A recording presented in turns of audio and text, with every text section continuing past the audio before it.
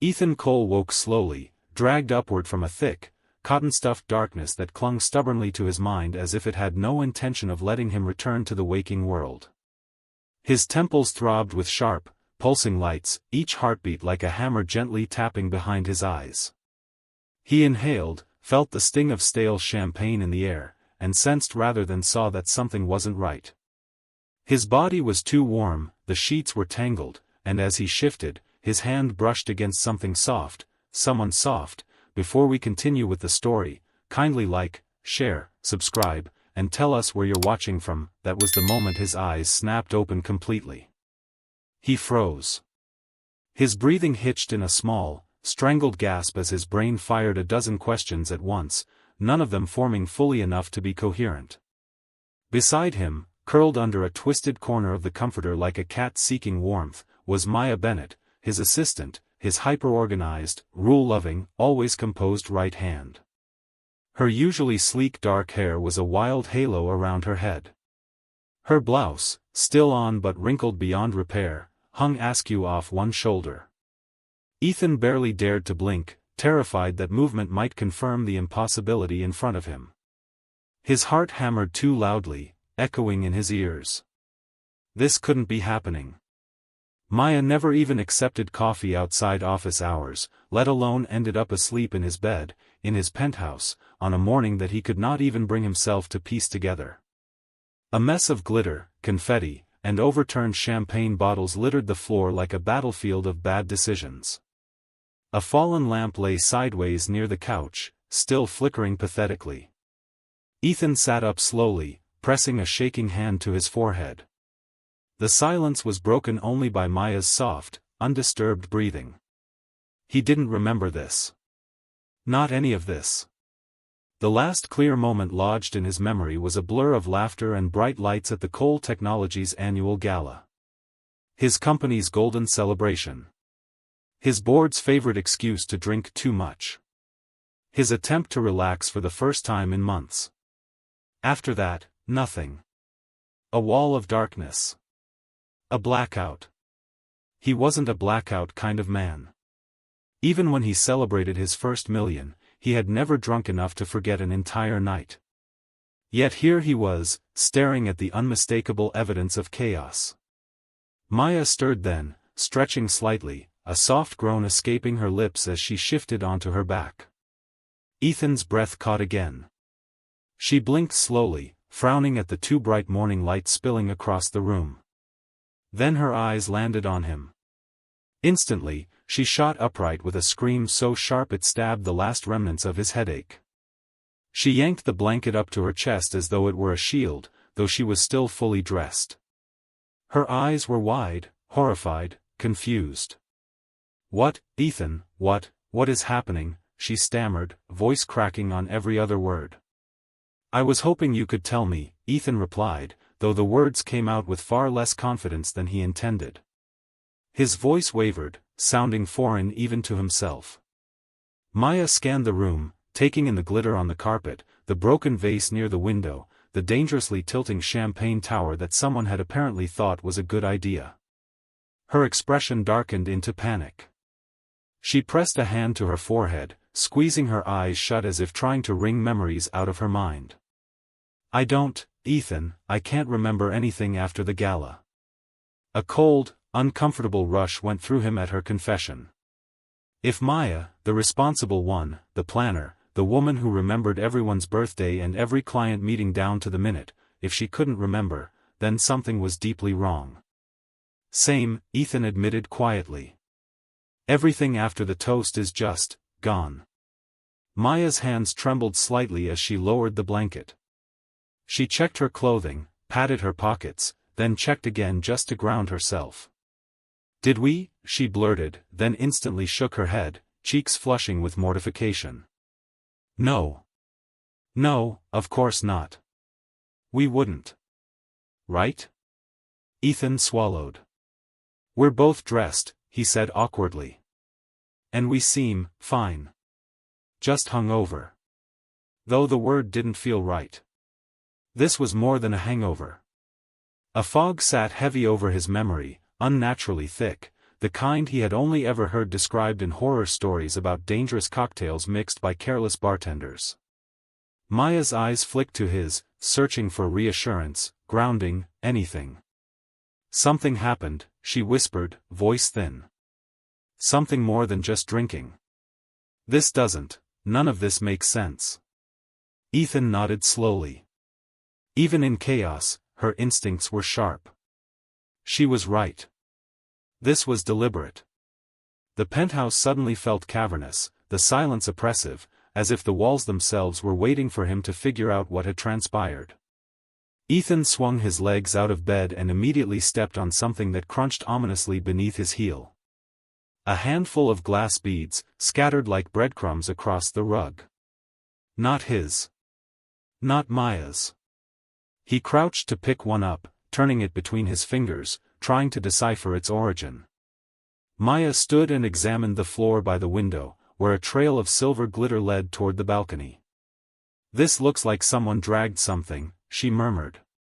Ethan followed the glitter trail, each step tightening the knot of unease wrapping around his ribs. The balcony doors were locked, he never left them unlocked, and yet they bore smudges of fingerprints, smeared chaotically across the glass. Maya reached for the handle but paused, looking back at him with a mixture of apprehension and determination. "We should figure out what happened before anyone else does," she said softly. "If anyone sees us like this, it could ruin everything." She didn't have to clarify what everything meant. His reputation, her career, the company's delicate stability. Ethan exhaled slowly, steadying himself. "We start from the top," he said, more decisively than he felt. "We check our phones, messages, anything that could fill the gaps." Maya nodded and retrieved her phone from the nightstand. Ethan mirrored her, unlocking his own device with unsteady fingers. As the screens lit up, both of them froze simultaneously. Notification after notification flooded their displays: photos, videos, missed calls, frantic texts from colleagues and friends. Something had happened at that party, something big. Ethan's stomach twisted. Whatever they were about to uncover, it wasn't going to be something simple. The notifications flashing across Ethan's and Maya's phones felt like thousands of tiny alarms going off at once, each one demanding answers they didn't have. Ethan scrolled through the first flood of messages, his eyes widening as he skimmed hastily typed texts from board members, friends, and even his public relations manager. Many were variations of the same urgent sentiment: "Call me now, what happened?" or "Is this part of some PR stunt?" But what chilled him more were the timestamps. Most messages were sent in the early hours of the morning, around the time neither he nor Maya remembered being conscious. Whatever they had done, whoever they had encountered, the consequences of that lost time had clearly spread beyond the walls of the penthouse and into circles he couldn't easily control. Beside him, Maya was tapping through her own phone with growing horror.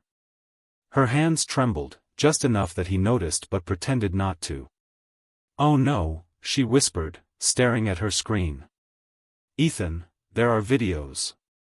People posted videos of us at the gala." He felt something cold and slick slide down his spine.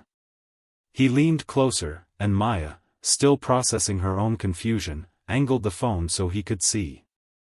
The first video showed him and Maya dancing on top of the marble fountain in the center of the ballroom, completely drenched, laughing, unrestrained in a way that looked nothing like either of them. Maya's bun was undone, her hair plastered to her neck, and Ethan was holding a champagne bottle high like a trophy. It looked wild, reckless, and utterly unlike the carefully managed image he had spent years constructing. He dragged a hand down his face, shutting his eyes for a moment as if that brief darkness might swallow the panic rising within him. Maya swallowed hard, switching to the next video, her breaths growing shallow. This one showed a chaotic crowd circling around them while the two of them shouted something at each other, though the audio was too muddled to decipher over the background noise. Ethan appeared furious, Maya looked distraught, and the scene had an intensity that suggested something serious had happened, something that pushed them far past their usual professional boundaries. Maya's voice shook slightly as she whispered, "I've never I've never seen you like that. Ethan forced himself to focus, though every nerve in his body was screaming. We need context, he said. What happened before and after these videos? He clicked back to his messages and noticed a string of missed calls from Marcus Hale, the company's head of security, along with a short unsettling text, "We need to discuss last night. Urgent." That alone was enough to make Ethan feel dizzy.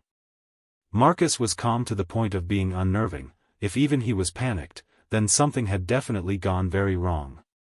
He tried calling Marcus, but the call rang endlessly without answer. Maya was biting her lip, scrolling through her gallery, searching for anything useful. Her phone chimed as she opened her photos, and she gasped softly. Ethan's head snapped toward her, and she held the screen toward him in shock. The photo displayed Maya holding a thick white envelope pressed protectively against her chest, her expression fierce, determined, and terrified at the same time. Ethan was beside her in the photo, though blurry and clearly mid-argument with someone off camera. The angle suggested someone else had taken the photograph. Maya whispered, voice tight and thin, "I don't remember this. Not even a little." Ethan leaned closer, studying every detail. The envelope looked official, white, sealed, with a red stamp he didn't recognize. Before he could process further, Maya moved to the next image, and both of them froze. This one showed a man in a dark suit, face partially obscured by motion, but the outline unmistakable, grabbing Maya's wrist. Ethan was in the background lunging toward them, expression twisted with rage.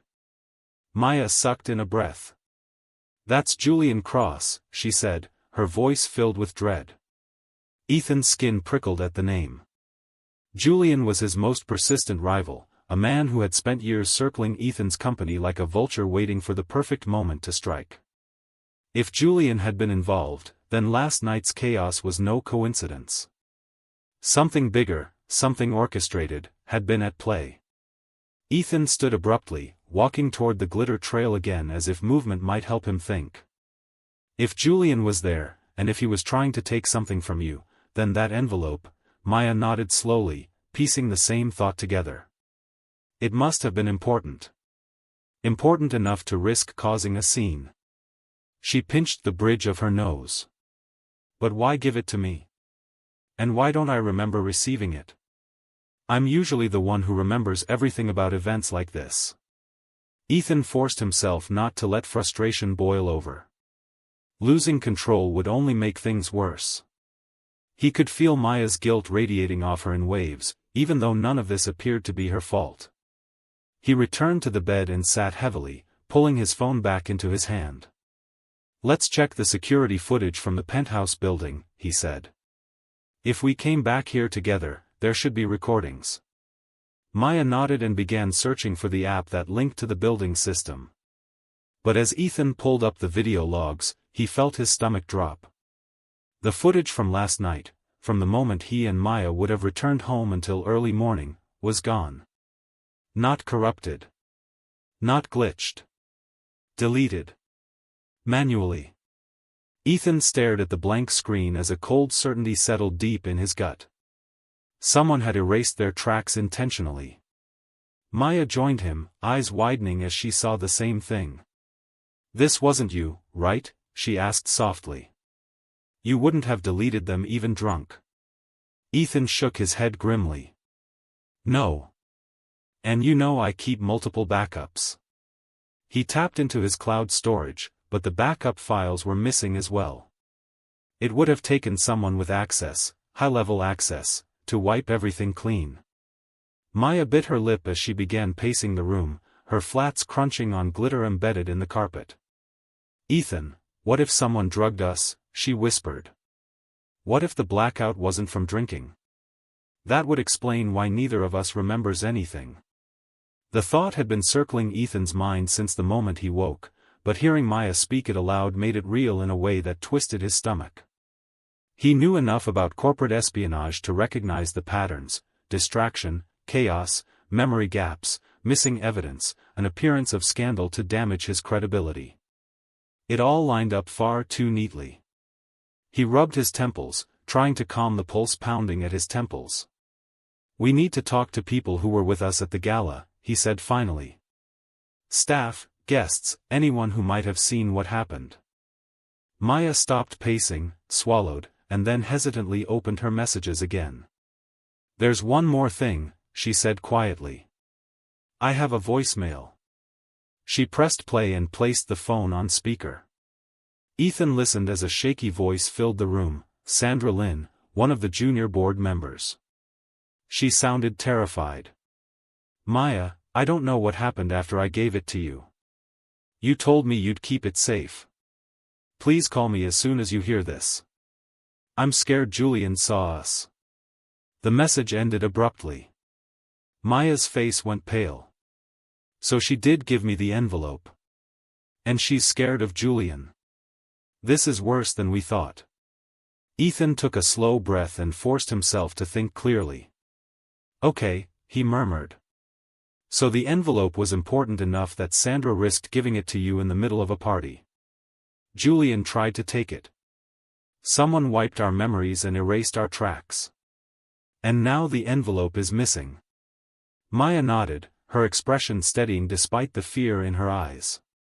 "Then we find Sandra," she said. "She's the only one who can tell us what was in that envelope." Ethan agreed. It was the only lead they had. And with Julian involved, time was not on their side. Ethan looked at the glitter-streaked penthouse, the evidence of chaos everywhere, and then at Maya, pale but determined. Something inside him settled with quiet resolve. "Let's get answers," he said. Maya gave a small nod, the kind that meant she was ready to face whatever came next, even if she was terrified. And together, they stepped out of the ruined bedroom and into the unknown morning waiting beyond the door, unaware that the truth they sought would entangle them far deeper than either imagined. Maya and Ethan stepped out into the lobby of the penthouse building, the harsh brightness of late morning filtering through towering windows and making the night's fog in their minds feel even heavier. The world outside seemed too normal, too calm, as if unaware that their lives had tilted dangerously off course. Maya clutched her phone tightly, scrolling through her contacts to call Sandra, but every attempt went straight to voicemail. Ethan watched her growing frustration and fear, feeling a similar unease rising in his chest. The events of last night were a storm they had both slept through, and they were now walking through the wreckage blindfolded, hoping the damage was reversible. He hated that feeling, being powerless, reliant on scraps of evidence and fractured memories. They stepped outside to hail a car, and the brisk wind helped sharpen their focus. Maya kept replaying the voicemail in her mind, trying to pull any hint of what Sandra meant by, "keep it safe." She realized that Sandra wouldn't have chosen her randomly. There must have been something about that envelope that made Maya the safest option, or the most trusted. Ethan, equally troubled, was piecing together motives. If Julian wanted it, and if Sandra feared him, then whatever the envelope contained could threaten far more than a rival's comfort. He sensed that it held the potential to destabilize the entire company, or perhaps expose something someone desperately wanted buried. As their car pulled up, Maya exchanged a tense glance with Ethan before sliding inside, both bracing for answers that could reshape the truth of everything they knew.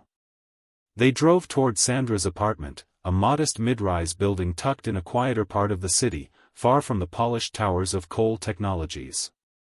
Maya had always admired Sandra's humility despite being on the board at such a young age, but she had never known her to sound afraid.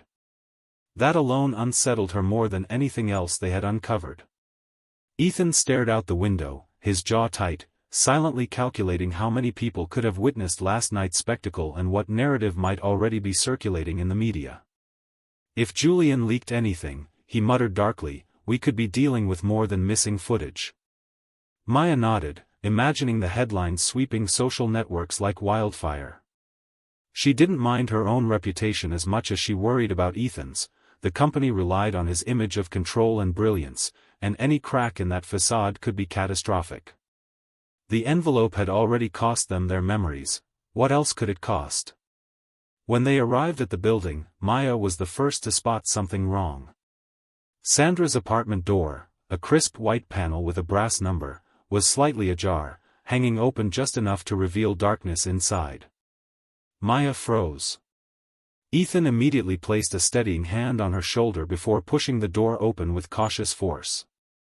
The air inside was still, heavy, and the faint scent of overturned furniture lingered. The apartment, normally neat and soft with pastel decor, was in disarray. A lamp lay shattered on the floor, papers were scattered across the carpet, and drawers hung open like someone had rummaged through them in a panic. Maya stepped inside slowly, calling Sandra's name, her voice echoing uncomfortably. No reply. Ethan scanned the rooms methodically but found no sign of her presence. It was clear someone had been here before them, and they hadn't been gentle or subtle about their search. As they looked deeper into the mess, Maya spotted a single red-stamped envelope lying torn on the kitchen counter, the same kind she had been holding in the photo from last night. Her stomach twisted. She hurried toward it, heart pounding as she gently picked it up. It was empty. Whatever documents had been inside were gone. Ethan appeared beside her, his expression darkening as he inspected the torn seal. "This is deliberate," he said, voice low. "Someone beat us here. They knew exactly what they were looking for." Maya's mind raced through possibilities but kept landing back on Julian's face in the photo from last night. If he was willing to grab her in public, he was definitely capable of breaking into Sandra's home. But why take the envelope now instead of last night? Had Maya somehow hidden it before losing consciousness? That thought unsettled her further, a reminder that she could have taken actions she didn't remember at all. Ethan scanned the kitchen more closely, his eyes catching on a faint smear of something dark near the sink. He moved closer, and Maya followed, only to realize it was a streak of blood quickly drying on the tile. Not enough to indicate serious harm, but enough to signal struggle. Maya felt her knees weaken, fear seizing her chest. She was here, she whispered, and she tried to fight whoever came. Ethan wrapped an arm around her shoulders briefly, grounding her. "We don't know what happened yet," he said, though the tension in his voice betrayed his uncertainty. "But we're not leaving without figuring out what they were after." Maya forced herself to take a steadying breath, fighting the urge to let panic override her rationality. She needed her mind clear. Sandra needed them thinking, not spiraling. This wasn't just about a missing envelope anymore, it was about finding a woman who might be in real danger. After an hour of searching every corner of the apartment, they finally discovered a small clue hidden beneath the bedroom rug, a business card with a handwritten note scrawled hastily across the back. The front bore the logo of a quiet cafe downtown where company employees often held informal meetings.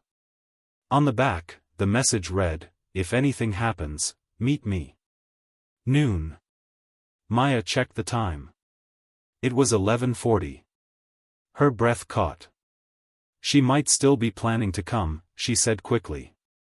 Ethan nodded, hope flickering in his eyes. "Or she left it because she knew someone was coming for her," he added. Either way, it was the only lead they had. They hurried out of the apartment, tension thick in the air as they made their way back toward the street. The cafe was 10 minutes away if traffic cooperated. Maya silently prayed they would arrive before whoever had ransacked the apartment returned for anything they'd missed. The cafe, an unassuming brick building with soft yellow awnings, came into view, offering a strange contrast to the intense anxiety swirling in their chests. It looked quiet, almost peaceful, with only a handful of patrons inside, sipping tea or typing on laptops. They stepped in together, scanning the room for Sandra's familiar face. No sign.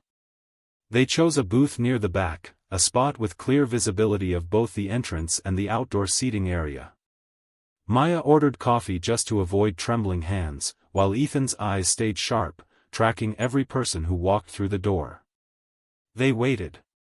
Minutes dragged painfully. Maya kept glancing at the time, chewing her lip raw. Noon passed. Then 12:10. 12:15. She felt her hopes sinking like stones.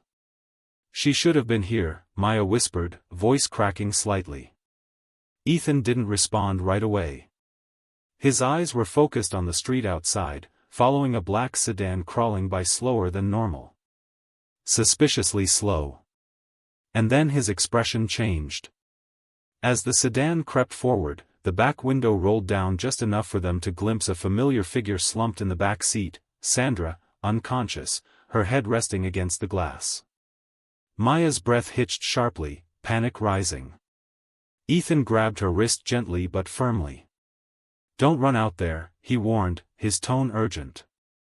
"We don't know who's in the car." But Maya's instincts were in full alarm, screaming for action, screaming that Sandra was right there, within reach. Before she could protest, Ethan pulled out his phone, ready to record and call for help if necessary. But the sedan suddenly accelerated, tires skidding as if their presence had been noticed. It raced down the street before they could react. Maya's heart plummeted. They had been seconds too late. Sandra had been right in front of them, taken again. Maya's entire body trembled as she sank into the seat, overwhelmed with helplessness. Ethan sat beside her, his expression hardened into something colder, more dangerous. He placed a steady hand on the table, as though grounding both of them at once. "This wasn't random," he said quietly.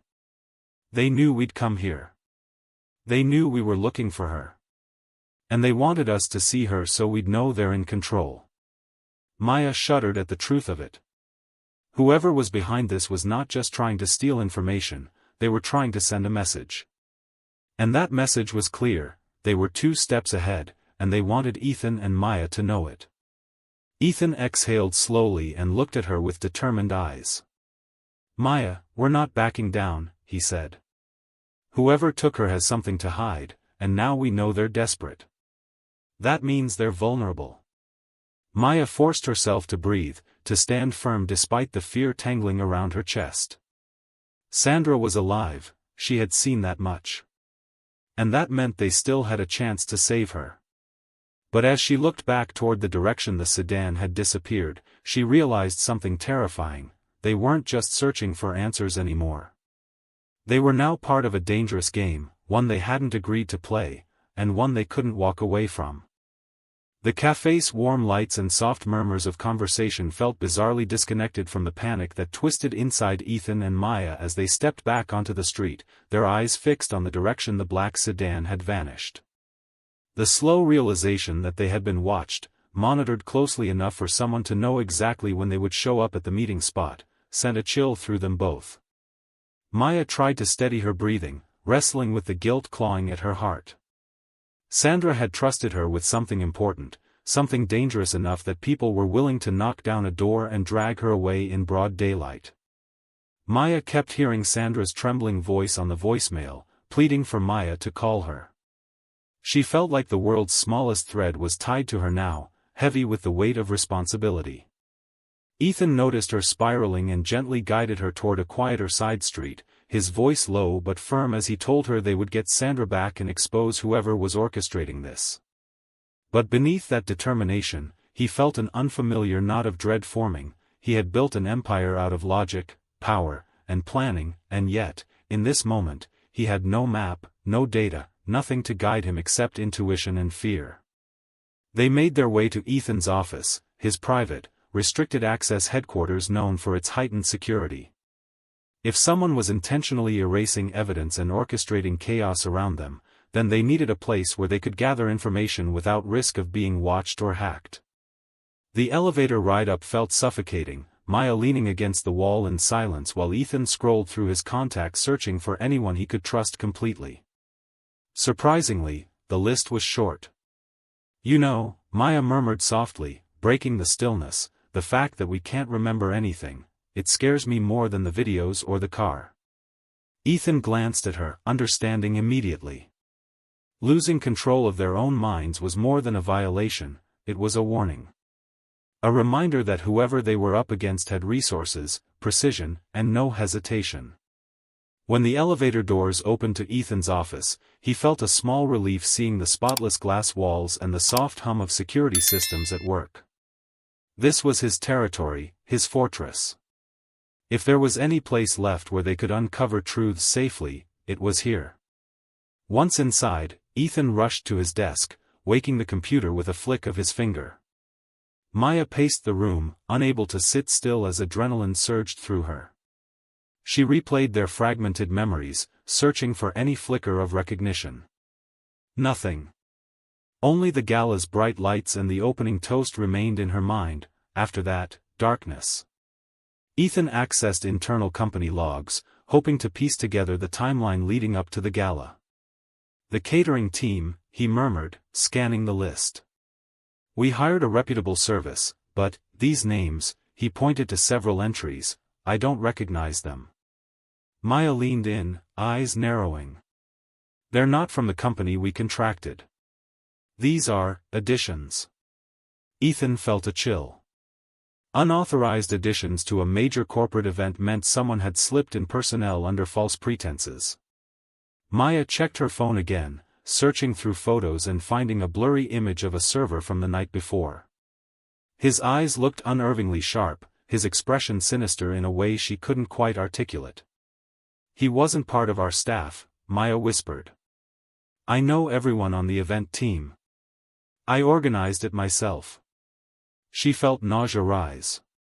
It was becoming painfully clear that last night had been less of a celebration and more of a trap gradually closing around them. As Maya dug deeper into her phone's gallery, she found another video, one she hadn't noticed earlier.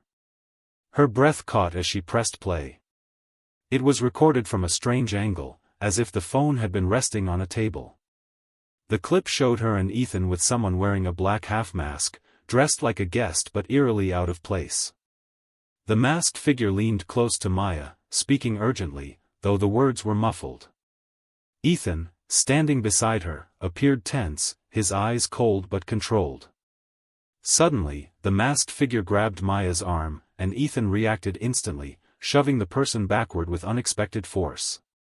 The video cut off abruptly as the phone jostled, leaving the scene unfinished. Maya felt her pulse quicken. I don't remember any of this, she whispered, voice trembling. Ethan's jaw clenched. But I do, he said softly, surprising her. Just a flash. Someone grabbing you. It wasn't a full memory, but it was enough to confirm the danger they had been in, and the fact that the masked figure had been targeting Maya all along. Why her? Why not take the envelope directly from Sandra? The questions buzzed around her mind like angry bees, impossible to quiet. The more they uncovered, the more Ethan's distrust grew.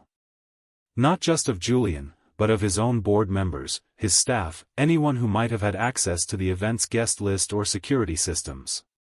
Betrayal was a familiar pattern in corporate warfare, but he had never imagined it would escalate to kidnapping and sabotage. He searched financial records next, specifically for unusual transactions between board members and external consultants. And there it was, several irregular payments, routed through shell companies, tied to individuals who had been present at the gala. Ethan's eyes hardened. Someone inside Cole Technologies had sold access to outsiders. Maya stepped closer, studying the data. Look at the timestamps, she said, pointing.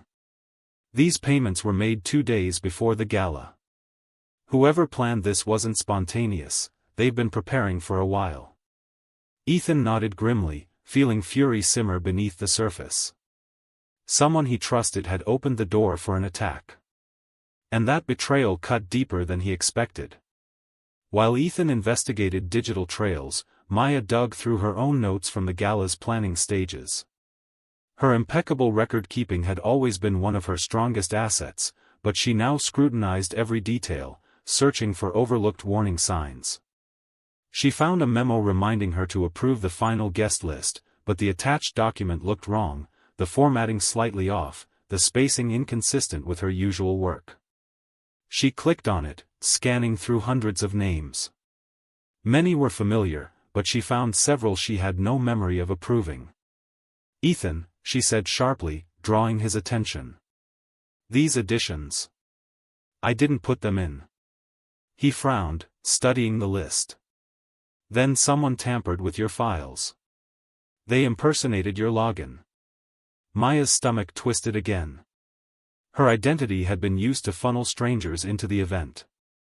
Strangers who might have drugged them. Strangers who might have taken Sandra. Strangers who might still be watching. She felt a wave of vulnerability unlike anything she had ever experienced. Ethan placed a comforting hand on her elbow, grounding her. "We'll find who did this," he promised quietly.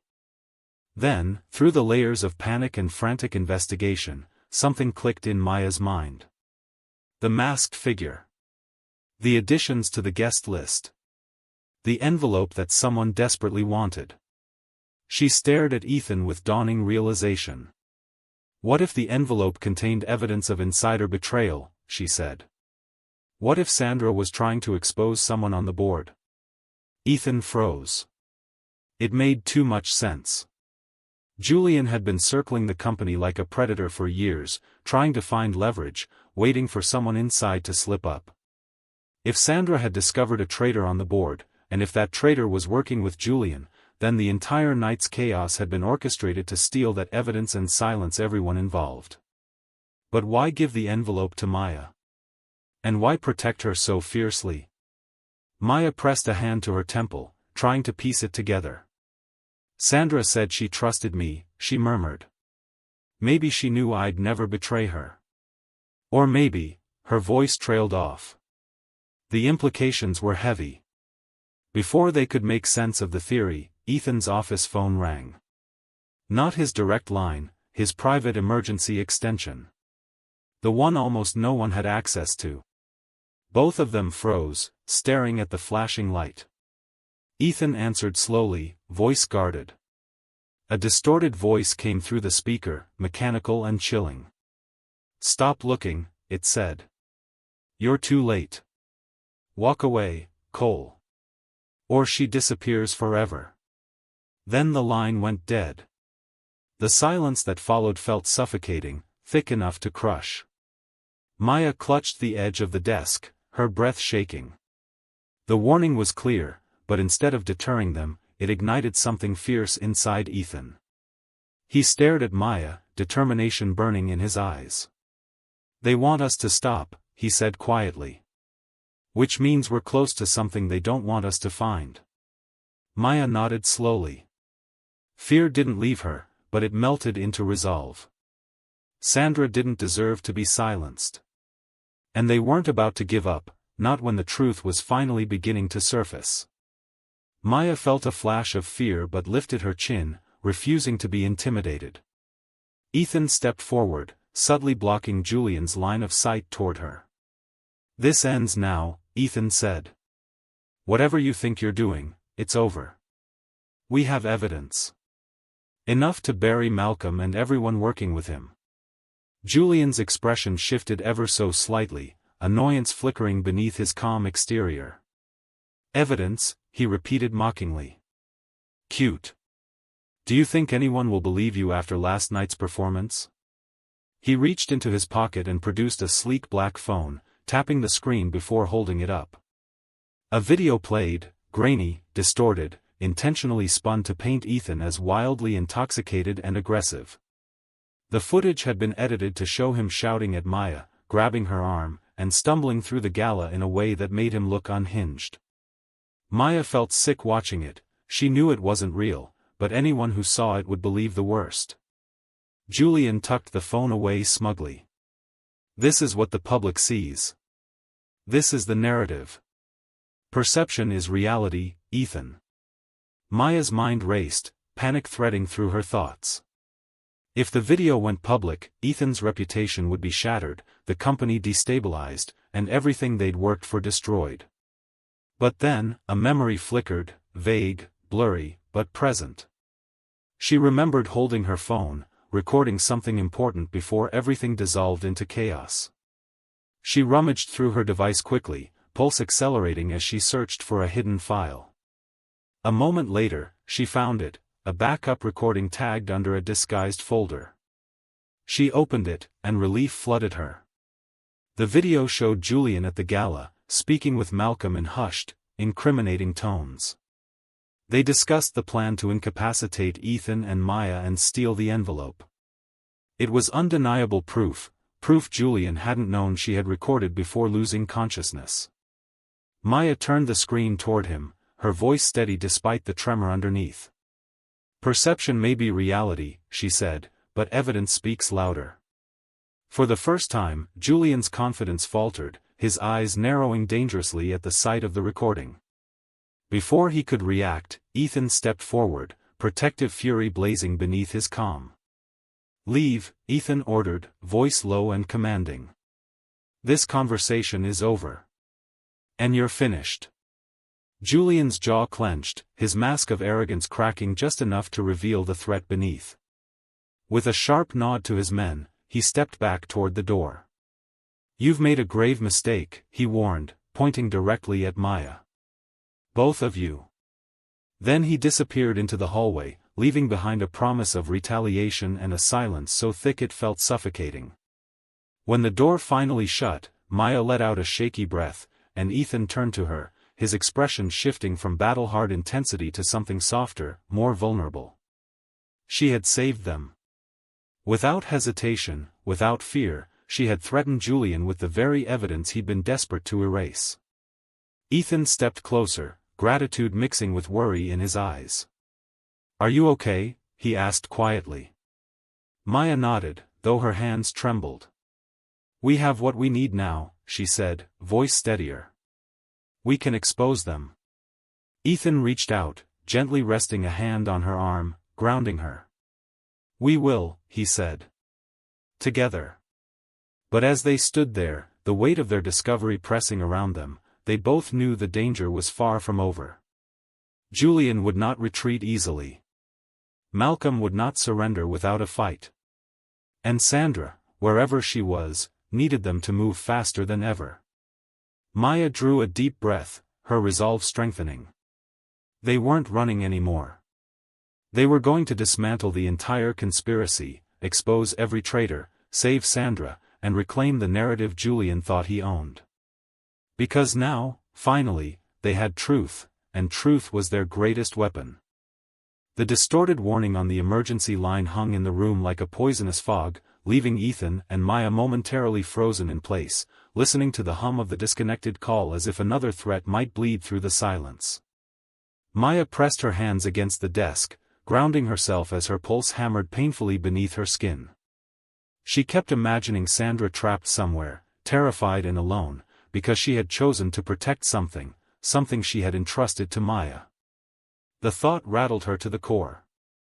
Ethan watched the fear threading through Maya's expression and stepped closer, his voice low but steady as he told her they couldn't stop now, not when they finally had a direction. The unknown enemy behind the chaos expected them to be intimidated, expected them to crumble under pressure, but Ethan had built his empire by doing the opposite, by pushing forward when every obstacle tried to crush him. The fear only sharpened his resolve, and Maya, though shaken, steadied herself beside him with a silent nod that said she was ready to fight alongside him, no matter how dark the road ahead became. Ethan moved quickly across the office, grabbing his laptop and pulling up internal company communication logs, determined to trace the mysterious payments they discovered earlier. Maya followed him, her mind racing with images of the masked figure, the deleted security footage, and the anonymous warning. She forced herself to think tactically, like Ethan did, compartmentalizing panic and focusing on the objective. "We need to figure out who inside the board is working with Julian," she said, voice still trembling slightly but gaining strength. Sandra wouldn't risk her career on something uncertain. Whatever she discovered must have been substantial, enough to put her life in danger.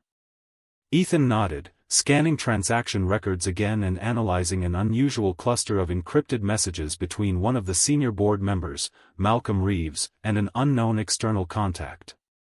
Maya recognized Malcolm instantly. He was influential, charismatic, and quietly power-hungry. He had always struck her as someone who smiled too smoothly, who agreed too quickly, as if concealing thoughts too sharp to show openly. The idea that he might be involved made frightening sense, and Maya's stomach twisted in cold realization. As Ethan dove deeper into the data, he uncovered a pattern. Malcolm's encrypted communications spiked dramatically during the week leading up to the gala. Even more damning were several anonymous wire transfers, funneled through offshore accounts into a company linked to Julian Cross. Ethan's hands tightened around the edge of the desk, anger simmering beneath his controlled exterior. "He betrayed us," Ethan muttered, almost to himself. "He sold access to the event. And he coordinated with Julian to steal whatever Sandra found." Maya felt a surge of dread. That means Malcolm wasn't working alone. He couldn't have infiltrated the gala staff by himself. The truth was becoming painfully clear: this wasn't a simple scheme, it was a coordinated attack from inside and outside the company, designed to destabilize Ethan's empire and destroy his credibility. The envelope Sandra had given Maya wasn't just a document, it was evidence of the betrayal, perhaps even proof Malcolm and Julian planned a hostile takeover.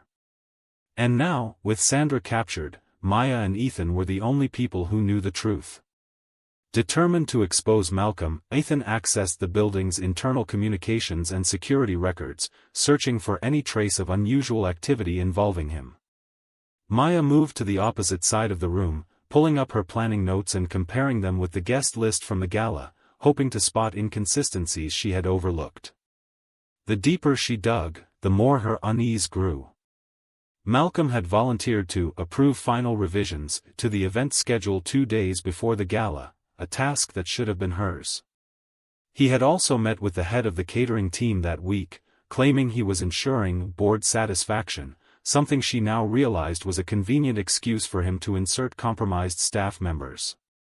Maya felt bothered by how seamlessly Malcolm had maneuvered around her, using her trust in her own organization skills to slip by unnoticed.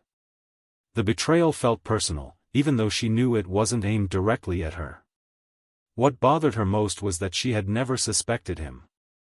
Ethan's screen chimed with an alert: he had traced one of Malcolm's encrypted messages to a private server.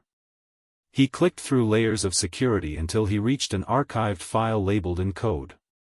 When he decrypted it, both he and Maya leaned closer to read. The file revealed a detailed plan outlining the exact steps necessary to discredit Ethan at the gala, plant intoxicated footage, trigger emotional outbursts, create the illusion of scandal, and isolate him from reliable staff. It even referenced an assist, a tactical term that made Ethan's blood run cold. "They planned to drug us," he said quietly, eyes narrowing as the truth solidified. "The whole night was orchestrated." Maya swallowed hard as the full weight of the revelation sank in. She had worked side by side with these people, assuming they shared loyalty to Ethan and the company. The idea that at least one of them had plotted to destroy him, and her, by extension, made her skin crawl. And yet, the most terrifying part was realizing how close Malcolm had come to succeeding. Without Sandra's warning, Ethan might have walked straight into a trap he couldn't escape. Before they could process further, the office door swung open sharply, and both Ethan and Maya turned in alarm. Standing in the doorway was Julian Cross himself, impeccably dressed, expression cold and triumphant. 2 of his security men flanked him, their postures rigid and threatening. Maya instinctively stepped closer to Ethan, her breath catching in her throat. Julian gave a slow smile, devoid of warmth. "You're making this far more complicated than necessary," he said smoothly, stepping inside as though he owned the place. Ethan's jaw tightened, but he remained composed. "Where is Sandra?" Ethan asked, voice firm. Julian chuckled lightly, as if amused by Ethan's audacity. "You're still concerned about her? Admirable, but foolish. She's safe, for now. Safer than either of you will be if you continue snooping." His eyes locked onto Maya with unsettling intensity. "Especially you, Miss Bennett. You seem to have a knack for getting in the way." The office felt heavier after Julian's departure, as though the very air had absorbed the weight of his threats. Yet beneath the tension was a flicker of something else, momentum. The kind that came only when the truth was finally within reach. Ethan paced slowly in front of the wide glass window, his reflection sharp and determined in the afternoon light. Maya sat at his desk, replaying the incriminating footage again to ensure it had captured everything clearly. Each time she watched Julian and Malcolm huddled together, conspiring with such casual malice, her resolve hardened. She knew Ethan was fighting the instinct to storm out and confront Malcolm directly, but this time, recklessness would only serve the enemy. They needed precision, strategy, and undeniable proof presented in a way no amount of deceit could twist. Maya inhaled deeply, steadying herself. "We have one chance to handle this right," she said quietly. Ethan stopped pacing and looked at her, his expression softening. "Then we'll do it right," he replied. "The board meets in an hour. And this time, we're walking in prepared." They spent the next several minutes assembling every piece of evidence: the financial discrepancies, the altered guest list, the security breaches, the masked figure footage, and most importantly, the video Maya had recorded. "Julian will try to spin everything," Ethan warned as he sorted the files. "He'll say it's doctored, fabricated, anything to undermine it." Maya nodded but lifted her chin defiantly.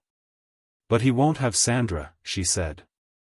"He doesn't know what she told me before the gala, or what she might have passed along somewhere safe. And he doesn't know we've already sent the recording to your legal team."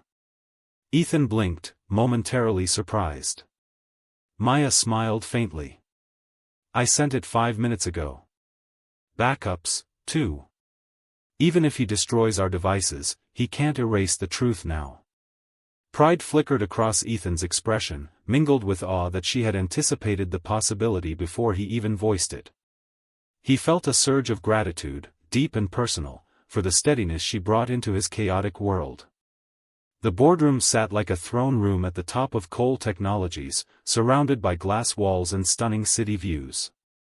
But today, the elegance felt deceptive, like a stage waiting for confrontation. As Ethan and Maya stepped into the hallway outside the double doors, they spotted Malcolm standing near a column, tapping nervously at his watch. His attempt at appearing calm failed miserably, sweat gathered near his collar, and his forced smile twitched when he noticed them. "Ethan," Malcolm greeted, voice strained. "There's been chatter about last night. Perhaps we should postpone the meeting." Ethan didn't stop walking. "No," he said, cold and clear. "We're doing this now." Malcolm's face tightened, the friendly mask slipping momentarily into something darker. Maya walked slightly behind Ethan, observing Malcolm's body language with growing certainty. He was terrified, not guilty the way a man caught in a small lie would be, but terrified like someone whose entire plan was collapsing before his eyes.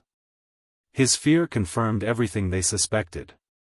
Inside the boardroom, the hum of quiet conversation died instantly as Ethan entered. Every member turned toward him, a mix of confusion, curiosity, and unease painted across their faces. The news of the gala chaos had clearly spread, and their reactions ranged from concern to thinly concealed excitement at the prospect of scandal.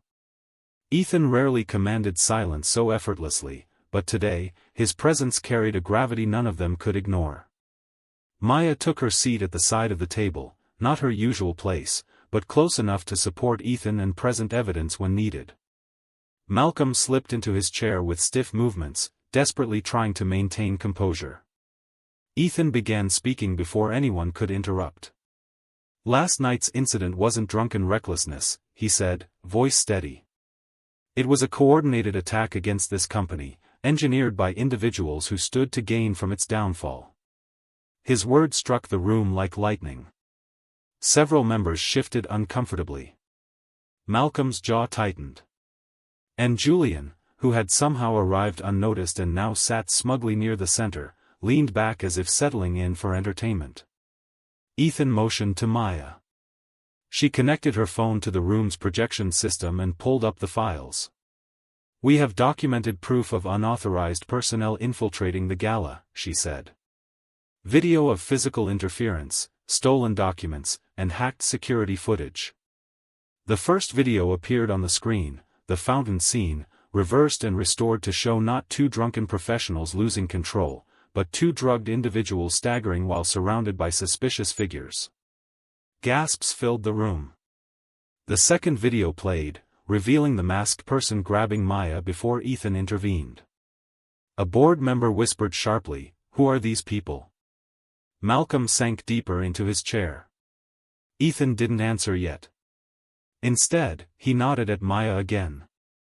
She opened the final file, the recording of Julian and Malcolm's conversation. Their conspiring voices filled the boardroom with undeniable guilt, discussing their plan to incapacitate Ethan, steal confidential documents, and stage a scandal devastating enough to trigger a leadership collapse. Chairs scraped. Board members murmured in outrage.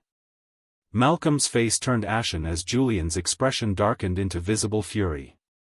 Julian shot to his feet. "This is fabricated," he barked, but his voice wavered.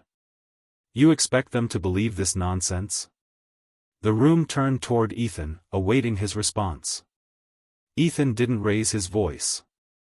He didn't need to. "My legal team has certified the recording," he said. "And backups have already been delivered to authorities." The shift in the room was instantaneous. Board members who had leaned cautiously toward Julian now recoiled, abandoning any pretense of neutrality. Malcolm's shoulders slumped in defeat, the weight of exposure crushing him. "It wasn't supposed to go this way," Malcolm muttered, head dropping into his hands. But Julian wasn't finished. He lunged toward Maya, rage twisting his features, as though silencing her might somehow salvage his plan. Ethan blocked him instantly, grabbing Julian's arm with a force that shocked the room. Security, Real security, loyal to Ethan, burst through the doors and restrained Julian and Malcolm within seconds. The board members watched, stunned, as the conspirators were escorted out, shouting frantic, bitter protests that no one believed anymore. When the room finally settled, the board unanimously voted to remove Malcolm permanently and initiate legal proceedings against Julian. The victory felt surreal, hard-won, but undeniable. Ethan let out a slow breath, his muscles relaxing for the first time all day. But beneath the relief lingered one more unresolved fear: Sandra. As if echoing his thoughts, Maya tugged gently on his sleeve and whispered, "We need to find her." Ethan nodded immediately. With the conspirators detained, it didn't take long to negotiate Sandra's location for Malcolm, who cracked under pressure and revealed the warehouse where she had been held. Within an hour, Ethan and Maya arrived with security and found Sandra shaken but unharmed, relief flooding her face when she saw Maya. Sandra clung to her, whispering apologies and gratitude, and Maya hugged her tightly, promising she did everything she could. Ethan watched them with quiet admiration, realizing again how deeply Maya's loyalty ran, stronger than fear, stronger than reason, stronger than anything he had ever witnessed from someone in his life. Back at the penthouse later that night, exhaustion washed over both of them, but so did a strange calm. The chaos had finally settled. Julian and Malcolm were facing criminal charges. The company was safe. Sandra was safe. And for the first time since waking in that chaotic room, Ethan felt the morning after's confusion fade into clarity. Maya stood by the window, staring at the city lights. "I still can't believe all of this happened," she said softly. "One night changed everything." Ethan stepped beside her, the quiet between them no longer uncomfortable but meaningful. "It did," he agreed. "But not all change is bad." Maya looked up at him, eyes softening. They had navigated darkness together, fear, betrayal, danger, and emerged not only victorious but bound by a stronger connection than either had expected.